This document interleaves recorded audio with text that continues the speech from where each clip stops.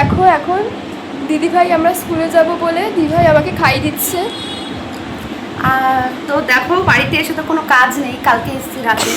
আর এখন বোনা যাবে স্কুলে, ওদের প্রোগ্রাম আছে স্কুলে। তো স্নানও করে নিয়েছি সকাল সকাল, আর ও একা নিজের হাতে খেতে চায় না। এবার মা গেছে পুজো করতে বৃহস্পতিবার, যেহেতু পুজোর অনেক চাপ, অনেক ঠাকুর। তো আমি বললাম তাহলে দিয়ে আমি খাই দিই।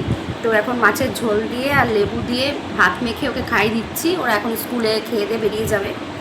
আর এই তো বাপের বাড়িতে কোনো কাজ না থাকলে যেটা হয়, আবার পরে তোমাদের সাথে কোনো ভিডিও শেয়ার করব। তো চলো খাই দিই। মিমি স্কুলে চলে যাবে, তাই ওকে আদর করে দিচ্ছে মিমি।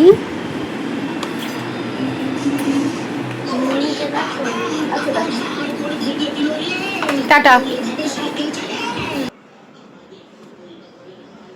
টাটা। ব্যালকনি দিয়ে দেখছি, তো দেরি হবে নাকি?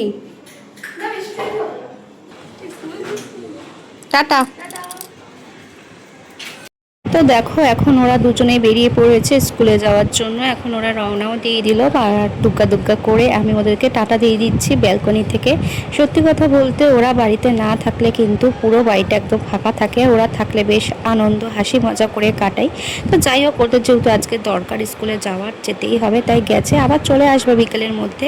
এখন শুধু থাকার মধ্যে আমি, মা আর ছেলে তিনজন, বাপিও বেরিয়ে গেছে, আমার বড় বেরিয়ে গেছে, সবাই সবার মতন ব্যস্ত। আর এখানে ব্রেকফাস্ট রয়েছে রুটি, তার সাথে আলুর তরকারি, এখানে একটু চিংড়ি মাছ বাটা আর ডিমের পোচ।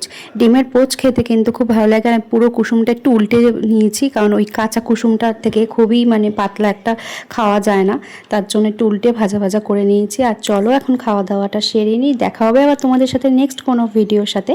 তো চলো টাটা, বাই বাই।